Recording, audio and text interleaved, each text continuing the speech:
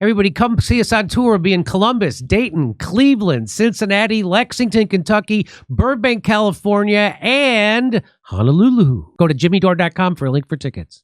A lot of people are saying the superhero genre is done, and a lot of ink is getting spilled on the mixed message that Joker 2 crashed and burned. The Penguin, which was excellent, dominated the streaming charts.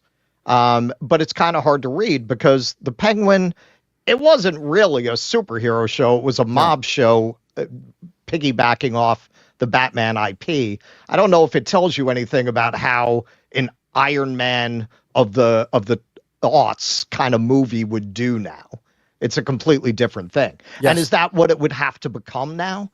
Like, is it just going to evolve into traditional genres? Do you think a superhero movie? Do you think people are over it? Are they done?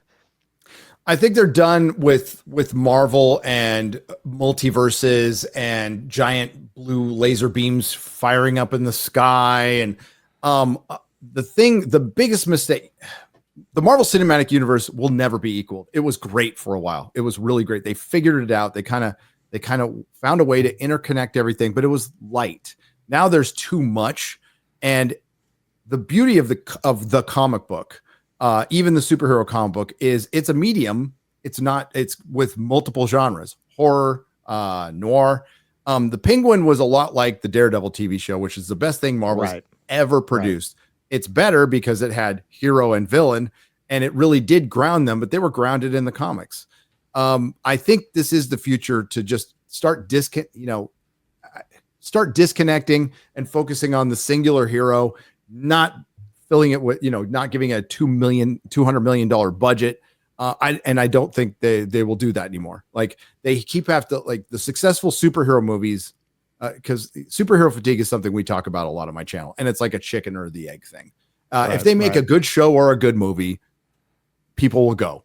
The problem is, what you just brought up is that you can't make the singular superhero movie anymore. The closest thing to it in the last few years was The Batman, which didn't hit $1 billion.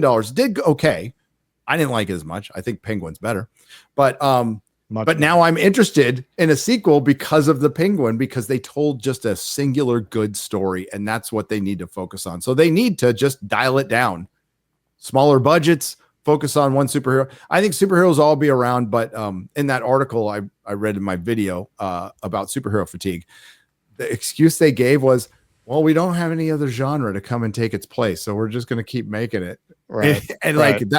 like The Walking Dead, literally and figuratively. God. Yeah. God, I love that in the beginning. Well, I mean, they did get pretty aggressive with the volume of the superhero stuff coming out year after year after year. I mean, when I was a kid, there was like one Batman movie every 4 years. It was the Michael Keaton, and then the second Michael Keaton, and the Val Kilmer, and then the Clooney, and that was it. You didn't have another Batman movie until the Nolan thing started, and even then it was spaced a few years apart. Now it's like every year you got a Batman thing out, you got a Spider-Man thing out, you have, all the Avengers movies coming out. And do you think that is a product of them having been so successful that the studios just figure, well, every year we don't put one out, we're leaving money on the table, so we just have to keep going until it slows down? And now it seems to have been slowing down. Yeah, but to satisfy, I mean, like they need to answer to their shareholders every quarter, which just kills creativity. They skipped past a lot of heroes that would have been more interesting to go to, like the newer ones that suck, that never sold any comic, that absolutely failed in the comics. But like America Chavez and Miss Marvel and Ironheart, like nobody ever cared about these things. But we haven't seen like a Marvel version of Silver Surfer or Doctor Doom yet. Namor was a joke, which was sad, but there's classic heroes that they've passed up that we haven't seen for these for identity politics. So they skipped a giant era. This could have gone forever if they would have stayed on track with what they did through phases 1 through 3. DC is a different story. Warner Brothers is dumb. They're so knee jerk, and they cancel things too soon and don't let it play out. It'll be interesting to see what happens with the Superman movie. I think that'll be your barometer for the superhero movie in general for Marvel and DC, because I think Marvel's just they're trying to stop the bleeding right now. Sorry about my dog. They're trying to stop the bleeding right now. But it's going to be 5 years till they change, and I just don't think people are going to give a crap. So Superman will be the most important one. Again, Deadpool and Wolverine did great. It was a gimmick movie. It was a gimmick movie filled with cameos. It was a holdover. Yeah, and it was a holdover. So no, I think I think Hollywood should just bring. I think there's some old models they should bring back. You know, I know everybody's all for progress, but bring back broadcast television, bring back the procedural, and bring back the action movie that costs $20 million. That'll make $100 million and be profitable. They've outthought themselves, but like, again, these are supposed to be very smart people who are artists who know this industry, and they've made just stupid decision after when an idiot like me or my friends who are idiots too, but I love them, can figure this stuff out in our spare bedrooms. How are these well-paid market analysts not able to figure this out? That's the big question. Well, isn't it that the incentives all got distorted by ESG investment? Yes. Like that's really the bottom line, isn't it? That's why you don't have the hard-bitten Louis B. Mayer sitting there with a cigar doing dollars and cents, because they're dealing with a whole different source of revenue and a whole different way of looking at how to generate it. Yeah, instead of a producer running around town partying and at Coke parties, God, I miss those days of Hollywood. Trying to like get some drug dealer to invest in a movie, or get some rich guy who wants just his name up there.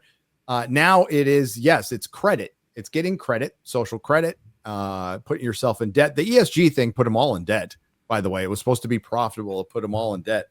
And it's now, just as we talked about before, vanity projects of big streamers and sometimes they do actually make something good. You know, like I love One Piece. There's been some really good shows this year. Gentleman on Netflix is one of it's probably my favorite show right now, slightly over The Penguin, is The Gentleman. But most of the time we get a bunch of crap. And Justin Bateman was right. It's just content, and it's made to be on in the background, which is insane, which is absolutely insane, because for one, most people put streaming on in the background, or right. Like, I don't know, the boomers will probably put news on the background. I haven't watched broadcast news in MSNBC. Oh God. Hopefully, I love, if that rumor is true that it's for sale, that's beautiful. The CNN layoffs, that's beautiful. Again, nature is healing. But the future of all, we're in a big unknown right now. And we'll see, it's going to come down to, is Hollywood willing to make the necessary cuts that they're going to need to make, return back to meritocracy, return to being profitable, wanting to make money, and basically return to, entertaining every American and reconnecting with the American people. These are very daunting tasks that they have ahead of them. Wish them luck. All right, Gary, it was great to meet you. Where can people find you? You can find me. My wife wants me to plug Instagram. So at Nerdrotic on Instagram, at Nerdrotics on Twitter, and Nerdrotic. It's easier to find me if you literally type in Nerdrotic is toxic, because if you put in Nerdrotic, that's the second thing that fills out on YouTube. Okay, now I know the backstory here. You took that because so many videos were calling you toxic, right? Yep. So I'm leading into it. So I'm starting a review series called Nerdrotic is Toxic Reviews. And it's mostly going to be stuff I like. So, all right. So the easiest way to find you is Nerdrotic is Toxic. Yeah. My channel will pop right up. Okay. All right. Great, Gary. Gentlemen, thank you. Great having you on, man. Thank you. Nice to meet you. Take care of yourself. Nice to meet you too. Let's do it again sometime. Take care. Absolutely. Bye-bye. Thank you, Gary. Bye-bye. Everybody, come see us on tour. We'll be in Columbus, Dayton, Cleveland, Cincinnati, Lexington, Kentucky, Burbank, California, and Honolulu. Go to jimmydore.com for a link for tickets.